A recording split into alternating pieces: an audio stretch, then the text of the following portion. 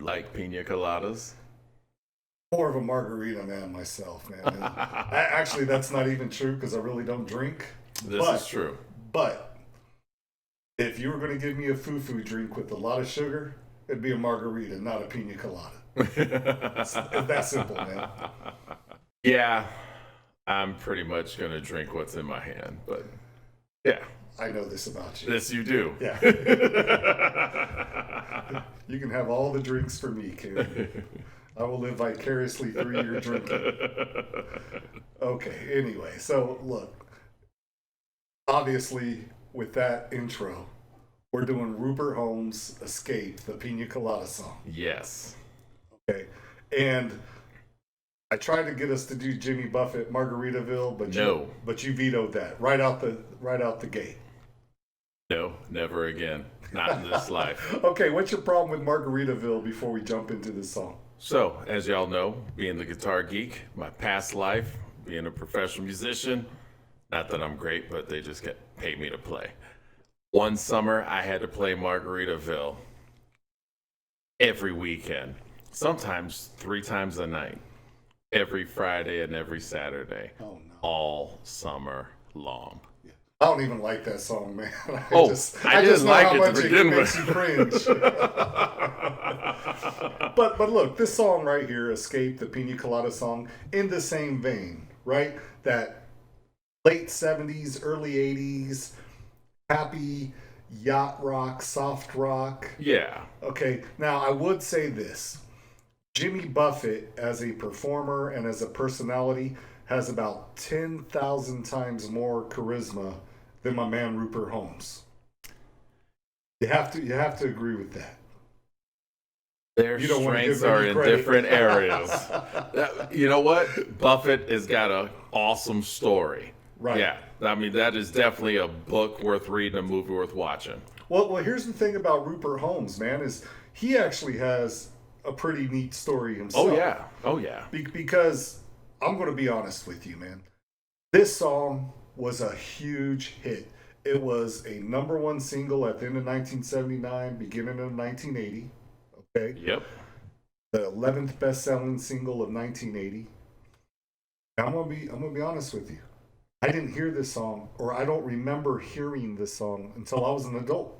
Wow. Yeah. Are you serious? Like, this is not a song that was part of my childhood. And it wasn't because my parents were trying to keep me away from the demon alcohol. Yeah, you just didn't tap that vein. I feel you on that. Like, I remember listening to Dan Fogelberg as a kid. Okay, Kenny Loggins. See, that's where we differ. Dan Fogelberg, not so much here. Kenny Loggins, yes. Yeah, I mean, but that's what I'm saying. Like, all of these yacht rock kings, I was listening to them. Like, my family was listening to them. This song completely escaped the radar. So escape. So what happened is, I was doing an internship at a radio station. I remember when I was in high school. Yep. And I bought this book because I was trying to learn about all these songs from the past that were popular or whatever. Yeah. And it was Billboard books of #1 hits. Oh, yep, definitely in there. And I read it. And I saw this song, Escape, the Pina Colada song by Rupert Holmes. And I knew facts about it because I read the book. Yeah. And I read these entries over and over. But I had never heard the song.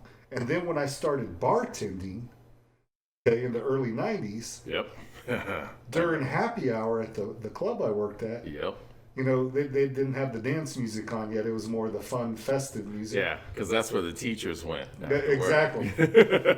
They played the song. And I was like, oh my God, this is that song I read about for all those years that I could never remember hearing. Oh, wow. I grew up listening to this song. I remember, from 79, 80. I remember as baby Ken hearing this song and it being on the radio. That drives me wild, man, because you and I have talked about this. Joan Jett, I Love Rock and Roll? Check. Yeah. Rick Springfield, Jesse's Girl? Check. Right? Jay Giles, Centerfold? Check. Nope. Yep. Pina Colada? Nope. No check. So to me, I don't have that like connection, that sense of nostalgia for this song because I didn't grow up listening to it. I'm not saying it was never on in the background, but it never grabbed me the same way that those songs I just gave examples of. Yeah. From our yeah. from No, our I feel youth. you on that. I feel you on that. And so for me, this is kind of a new frontier, trying to understand Rupert Holmes' popularity because there's a Top of the Pops performance, when this was a big hit. And as you and I know, the Top of the Pops, it's all lip sync. Yep. It's just the artist going out there lip syncing to his hit. And so, in case there's some of y'all who aren't grown and younger than us, there was a thing called television and shows on They it. still have television. But the artists, they would come out and lip sync, and we weren't as connected. We didn't have digital music, and so everything was not at our fingertips. And music videos were a rarity as well. Yeah. So whenever, I mean, they existed, they just weren't like full blown MTV yet. Yes. So when the artists of the song that was in vogue came out and we could see them on our television, also we only had 3 channels. So it was a big deal. Yeah, no, you're right. And on this Top of the Pops performance, and anybody can look it up on YouTube, just type in Rupert Holmes Escape Top of the Pops, it's on there. This guy comes out, old dirty tennis shoes, a pair of khakis, and a V-neck sweater. Right, Kim? Yes. And there is absolutely zero sex appeal, zero rock star appeal in this guy whatsoever. Ouch. Dude, this is how unassuming Rupert Holmes is. One, his name's Rupert. Okay? Yes. Hold on. Think about the most mundane office job you can think of. Like manager of a Staples or something. If you're a manager of Staples, I'm so sorry. It's just an example. Radio Shack. Radio Shack. Since we're in the 70s. And Radio Shack no longer exists, so Yeah. we're not offending anybody. So think of the manager of Radio Shack saying, hey, after work tonight, let's go to the karaoke bar for happy hour, okay, and go sing karaoke. And Rupert Holmes, the manager, gets drunk off pina coladas, gets up on stage, and starts singing karaoke in his sweater, his khaki pants, and his dirty tennis shoes after counting the money at Radio Shack. That's what that performance reminded me of. Man, Rupert Holmes Oh my goodness. is the definition of the Mac Daddy right there. Oh, if God. if this were a movie, Rupert Holmes would be Kaiser Sose. Oh. That's how unassumingly cool he is. Because You this know what- guy's you know what, walking around. Time out. You know what I love? That we're talking about a song from 40 years ago, and And you're I'm- dropping pop culture references from 20 25 years ago, yeah. 25. The Mad Daddy, really, Ken? Because- Kaiser Sose. Okay. So Keep going. here's I'm just my giving you a love hard for time. Rupert Holmes.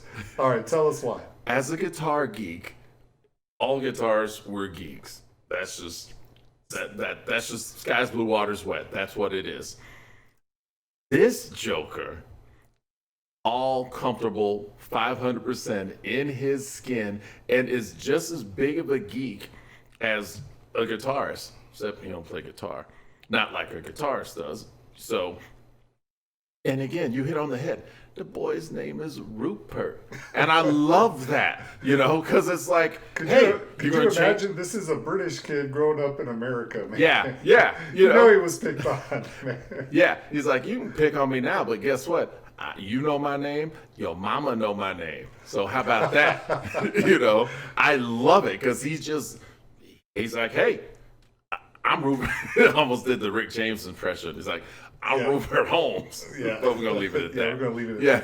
that. Your mama might be listening one day. So anyway, look, here's the thing, man. He actually had a pretty decent career as a songwriter and yeah. performer doing bubblegum pop from the late 60s and early 70s. Yeah. But he never performed under his name. It was always under another band names like the Cufflinks or something like Yeah, that. and you're right. He has been a major player, and the beauty of it is the fact that it's almost like happenstance. He was so busy doing it because like Barbara Streisand had picked up on this guy, his writing and his music. Okay. You know, in the 70s, when, you know, in her heyday. Matter of fact, that's right. She used some of his music in her version of A Star Is Born. Really? Yeah. Okay. And so after the hits dried up, after this song finished its run, okay, this guy went on to go write musicals and write stage plays. Yeah, but you also have to take in mind or remember the fact that when his solo career took off, it wasn't like something he needed. It was like, hey, you have the winning lottery ticket and you just found $100 bill on the ground. And he had already had a consistent, steady employment in the music industry for a decade at this time. Yeah, he was already made. Yeah, I mean, I'm picking on Rupert Holmes. Yeah, but I know you got he's still love. alive. But yeah, he's still alive. I mean, I'm giving the guy props, man. I mean, in an incredibly harsh, cruel business, he survived and he thrived. Yeah, and that deserves credit. Yeah, and he's able to just crank out a simple pop song like this. Yes. As I've said, it is a well-constructed pop song. Okay, hold on. Because talking about the music, the song has that inescapable opening hook. Dun, dun, dun. Yes, that rhythm. Yep, Yeah. it's there. So you already feel like you're on the beach and there's a little Yeah, bar so you outside. have a nice consistent sway going. Yep. Okay. But why is this a great constructed pop song? And I'm going to just, let you talk. All right. So I might have said this before. There's no one thing about this song that makes it great. It is like, what was that I was saying? Death by a Thousand Cuts type concept, or a hit song by 1,000 devices. Not literally 1,000, Okay. but you have this Give rhythm. us a few of those. So this continuous rhythm, I don't want to say oscillating, but it doesn't stop. So that keeps going. The theme being at a beach, so this rhythm, just like the waves, it's continuous and it goes. Okay, so you have that rhythm. The chords don't change. Same chords throughout, right? So you have the same progression going. When you have the same progression, it works if your lyrics rhyme. So Right. he has a strong rhyme meter going. Then you have this chorus that, whether you like it or not, you're going to remember it. Just those 5 words, if you want to call it 5. If you like Pina Coladas. Yeah. Right? Just right there. So, Everybody knows it. Yeah. Our age, anyway. I mean, So, and it's strong. And it's so strong. I played this for my teenage daughter in the car. Yeah. Because she's heard it, matter of fact, because it was in a Guardian of the Galaxy. Oh, okay. Was it? Yeah. Okay. So our kids have heard this. Sure. And again, hooked. Get to the chorus, you have that, if you like Pina Colada, boom. And right after that rhythm remains, that consistent rhythm. And what's sad? They can't see me. Well, no, one, that they can't see you, because Thank everybody God. should see you. But changes the chorus each time to fit the narration of the lyrics. So if you don't know which verse you're on, you're screwing up the chorus when you're singing along. You have to be committed from the first verse on. Yeah, and then to just to add to the flavoring of this stew that he's making, I like how you did that. he takes this guitar line, then throws this hook in there, da da da da da da da da. And every time the guitar comes in, boom, there you are. Here's that melody, and I got you. And there's the waves in the background. Yep. Just say, hey, remember, you're at the beach. So yeah, With coconuts. hit song by 1,000 cuts. Now let's look at the lyrics, because to me, the real star of the show are the lyrics. Oh, and yes, by far these lyrics, and it's clever because had he written it backwards. Well, one, if he was in Texas, she would have shot him anyway. Yeah, But- they would have been talking about margaritas too. So Yeah. whatever. But it's just so clever. All right, I'm going to stop talking. Lay it on me, brother. Well, no. Here's the thing about the lyrics. And at this time, some of the best balladeers of the time, Billy Joel, Elton John, because Billy Joel did that. He would Yes. write stories. Yes. Elton John and Bertie Taupin would write stories. And that's what Rupert Holmes did here. Oh, He wrote a story. And it's a great one. About a couple cheating on each other. And then in an ad, they find each other, not knowing that they're about to hook up with each other. And then when they meet, they're like, oh, wait, you're the one I've been talking to? The person that I can't stand looking at night? Yeah, and the crazy thing... And then they get back together. And yeah, so fast forward the clock, right? 40 plus years. Even though kids today can't necessarily relate to the lines as far as a newspaper ad, my kids don't know what a newspaper is. I mean, they do, but you know what I'm saying. Yeah. It's just not where our now world it's is. Dating apps. But the theme, it's universal. Well, what's the dating app for cheaters now? There's a dating app for cheaters, man. I'm old. I don't know. Oh, Ashley Madison. There you go. That's what it was. Okay. But again, it's a universal theme. Right. You know, no matter whether it's newspaper, apps, stone tablets. But because it was a newspaper, they didn't have each other's pictures. They couldn't send selfies over the phone. There were no cell phones, so they couldn't do that back then. But, you know, so in that sense, it's a little dated. But the theme itself is not just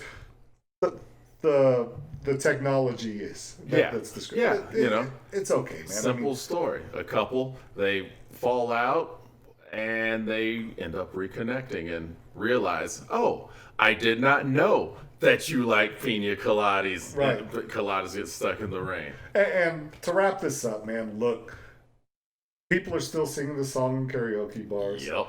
Your kids heard it on the Guardians of the Galaxy. Yep. Okay. So the song has staying power. Rupert Holmes has found a way to stay employed. He's been an author. He's done the musicals. He had a hit record that's still probably paying for his house. Oh, yeah. You know, he's good. Yeah, he is my hero. And you got a lot of heroes. Oh, yeah. Oh, yeah. And I bet a paycheck that Brad Paisley loves Rupert Holmes also. Yeah, I don't care, man. I don't care what Brad Paisley loves.